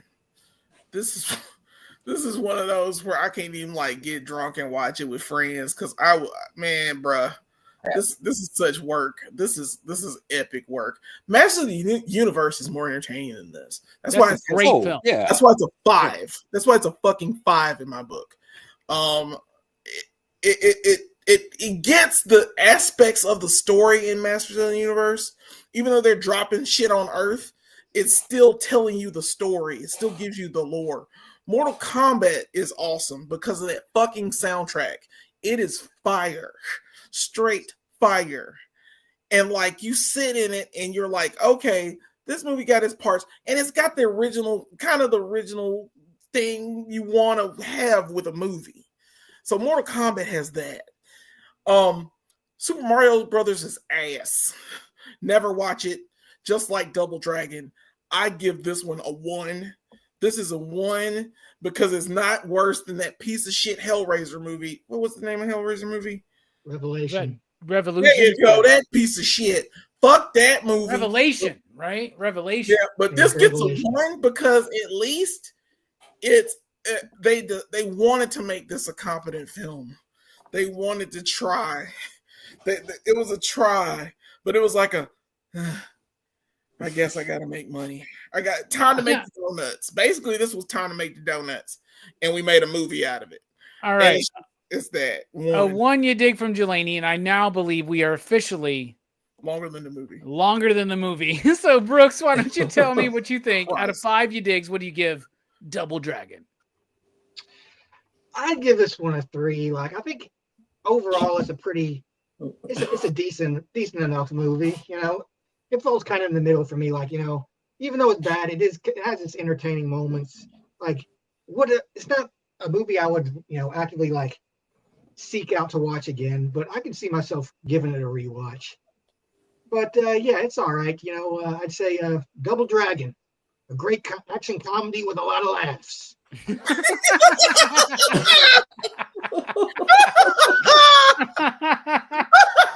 Joe, what about you? What do you rate Double Dragon?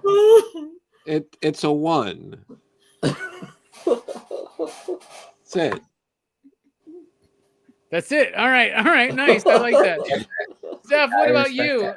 You're the Double Dragon apologist in the PCP Excitable crew. So what do you rate this film?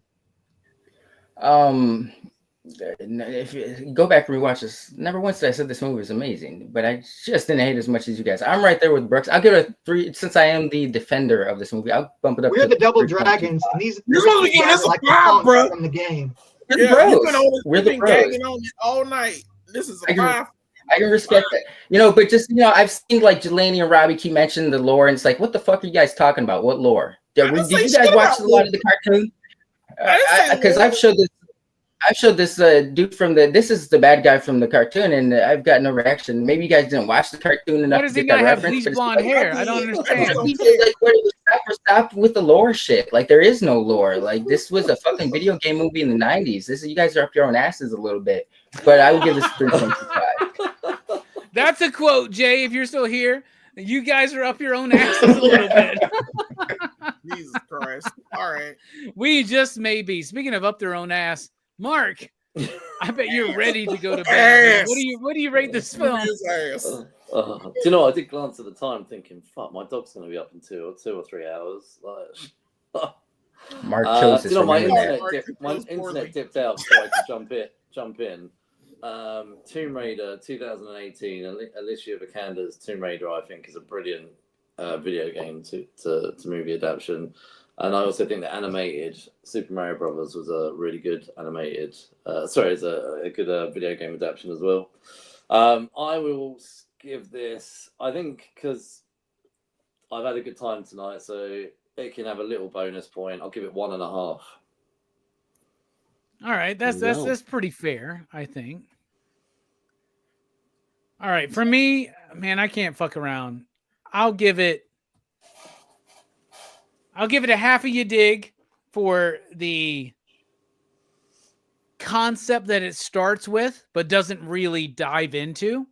And I'll give it a half a you dig for Alyssa Milano. Right? Yeah. Like I will. So I'll give it a 1. Yeah. I think this movie gets a 1. It's not the worst movie I've ever seen. Might be one of the worst movies I've ever seen to talk about here on PCP Movie Night. But like I said before, I've been on Dylan's horror show. So I've watched a few really bad movies. I've only ever given one movie a 0. That was Bloodsucking Freaks, which I still think is the worst movie I've ever seen in my life. But I'll give this one a 1. So a 1 from me, and a 1 from Jelani, and a 1 from Joe, a 1.5 from Mark, and a 3 from Steph and from Brooks. That's a PCP average of 1.75. No 69 needed. No.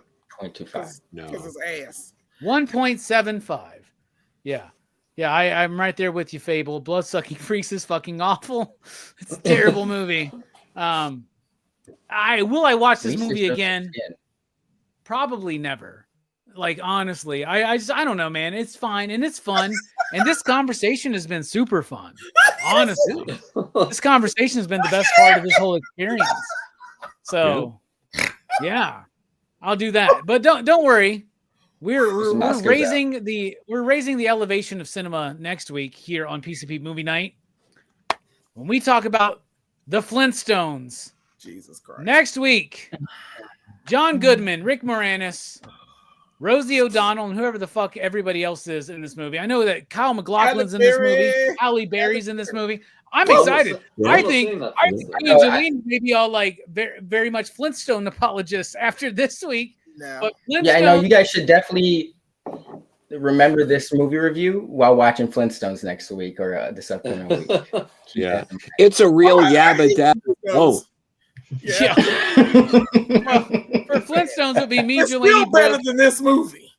Me, Jelani Brooks, It's way Fable. better than this movie. Next week, for Flintstones, will be me, Jelani Brooks, Fable, Verno, and Spillio. And out of the April movie list, it was the first one to fill up. Believe it or not. Nostalgia. And I think is another- Flintstones is going to be the best movie we talk about all of April. It has great sound design. Yeah. Expectations we're and watching a reality Neil Breen movie. can clash sometimes, you know? I'm not saying How- the Flintstones that you're doing. Fateful Findings is going to be the best movie this month. One of the best this year. Like, Yeah, what are we you just- even talking I'm about? so ready for Brooks and Jelani to watch that movie for the first fucking time, man. I'm trying not to watch a Neil Breen movie. I've been escaping it all my life. How did the I movie- have watched every single Neil Breen movie Why? because they're great. Oh, By the God. way, Jelani and Brooks, I got our boy Drew. It's on our Plex. Nice. Yeah, Wow. I told y'all I was like, I'm not going Who's to make got to y'all pay weird for it? stretch for Fateful Findings. Thank I'll you. take care of it. So there you go. Hey, All at right, least you Jelani, get it thank you free. for being here. Final thoughts. What you got coming up? Fuck this movie. This is a terrible movie. Fuck the police in this movie. I forgot. These police are pieces of shit. Fuck Mark DeCascos for thinking he was gonna have a career after this, and then having one, and then he was still lame. Thank God for Iron Chef, right? Yeah, thank God Iron Chef saved his life.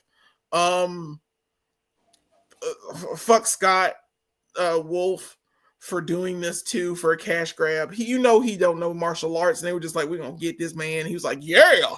And this motherfucker's fighting more than Mark DeCostas. Yes, Like, what the fuck? The actual martial artist in the fucking the film, actual dude. martial arts in the film is actually doing more work, or is doing less work. Fuck Alyssa Milano because fuck Alyssa Milano. She's a little insufferable. She's insufferable in this movie. She talks a lot, and the wig thing, and her brother, who, by the way, I forgot to mention the kid. That's her real life brother. God, fuck that kid. Oh, that's the kid that saw her naked. That's the one she was like, I'm never going to be naked again because he saw my nakeds.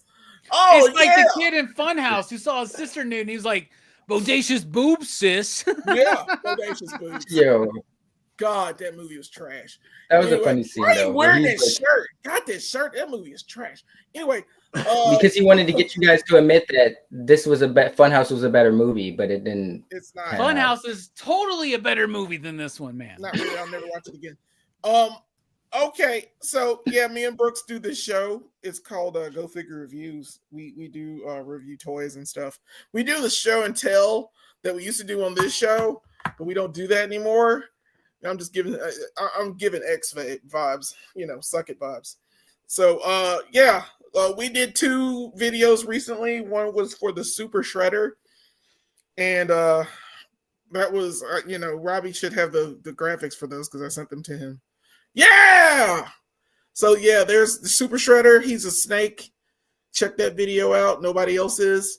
And we also did Rio Blast, which people are kind of checking out, but check them out because Rio Blast was good. That's a Mattel. That's like a Marvel Mattel Creations exclusive. Like one of my favorites of the group. Rio Blast kind of kicks ass.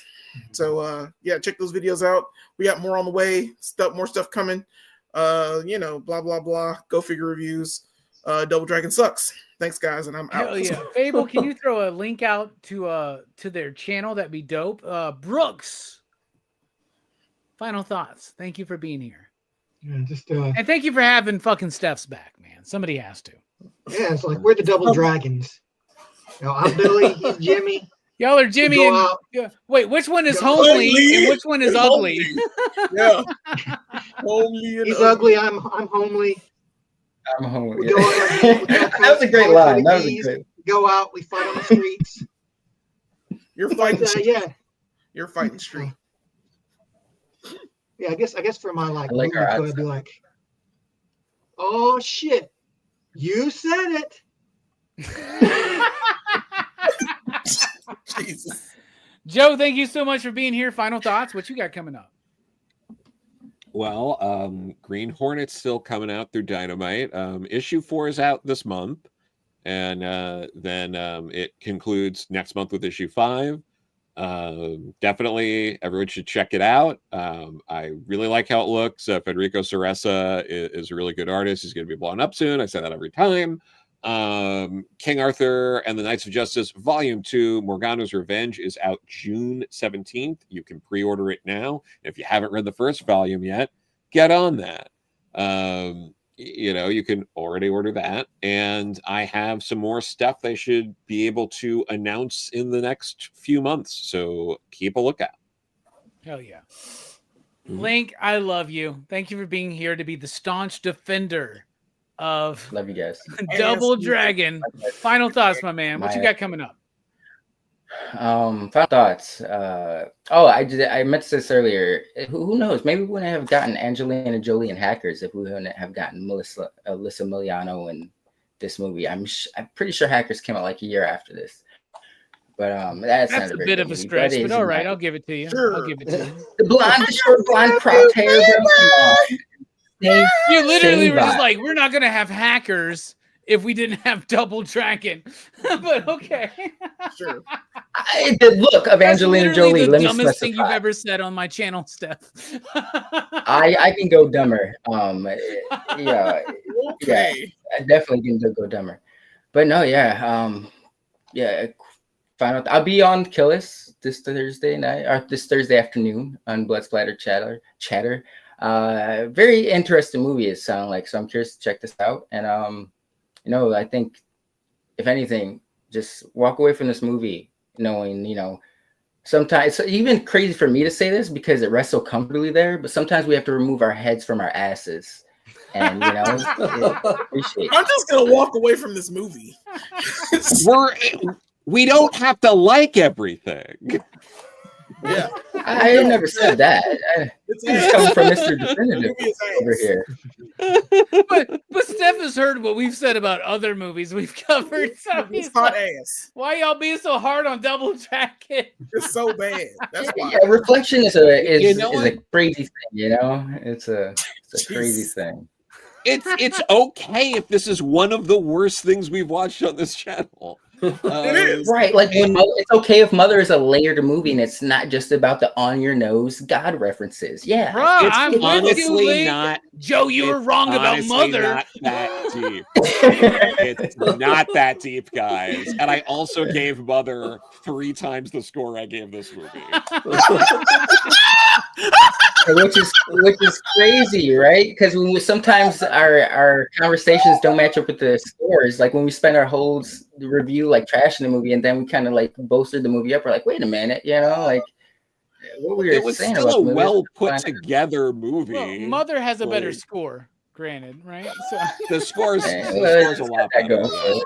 I would also dare to say that it was better directed and acted.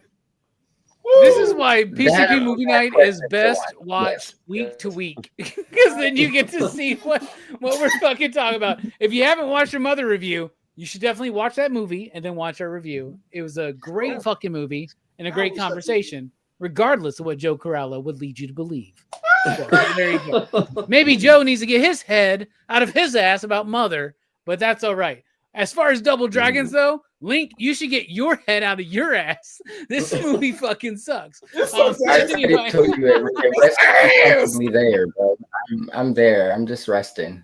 I'm chill. Can y'all look at Mark and tell that he's just fucking done? He's just ready. He thought he'd be here for a clean hour. Sorry, bro. He's just ready to fucking Sorry, go. dude. Mark, final thoughts, man. What's coming up for you? Yeah. For the love of God, let Mark go to sleep, guys. Luckily, I don't have work tomorrow. Although I do need to log on for a couple of hours, but I'm not like tomorrow. Actually, is annual leave. This movie, what I like about coming on Robbie's channel is there's a lot. Most of the time, other than Fifth Element, I think everything I have watched for being on this show. So it was good to watch something that I've never watched, so I can tick that off the. It wasn't on a bucket list, but Double Dragon was on your bucket list, Mark. on the not bucket list. So, You stayed up till 3:30 in the morning to cover it. It had to be. yeah. But what I do like is that Double Dragon has led to having had a good evening. Do a good movie next time, Mark. Hopefully. I didn't. The one thing I didn't say earlier was I enjoyed the little car battle that they had through the tunnel where they were putting the shit in the car and making the flames come out. I thought that was probably about the best thing in the movie. He puts in the Cheese Whiz can and they like fucking go into like Mach 1. It's like Fast and Furious. You're right. You're right, Brooks. It is about family. Sonar.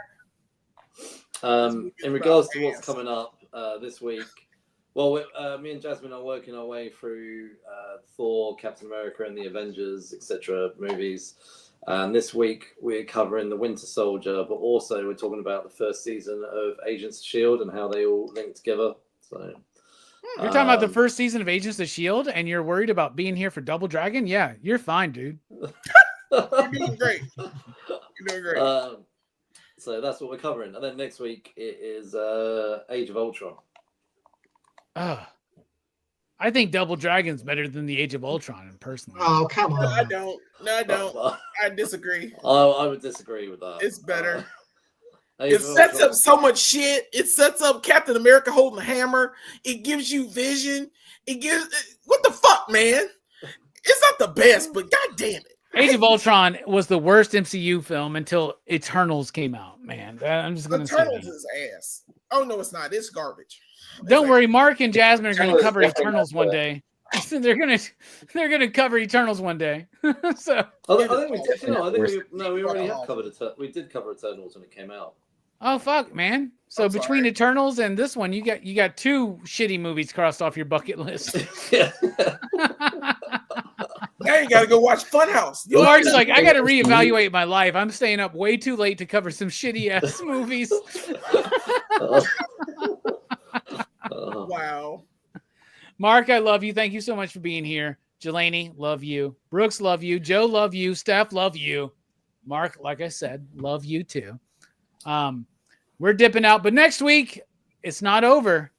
The Flintstones next week here on PCP Movie Night, y'all. Get ready. It's on Netflix. Jesus. It's actually on Netflix. We're covering a movie that's actually on Netflix, Brooks. No Like- way. Brooks is like, I don't have to weird stretch to find this fucking Yeah. movie. I need somebody's Netflix password. Jesus Christ. Somebody's gonna come across this video on YouTube and be like, damn, Double Dragon's 2 hours long? It's not. You've been fooled. Sorry you made it to this point. Anyway, we're dipping out. Thank you all so much. Station, pop, pop, boom, the year of PCPX. And if you ain't down with Double Dragon, I say, good for you. Good for you. The movie is not that good, but maybe It's it is. ass. I don't know. The conversation was even better, I would say. All right, we're out.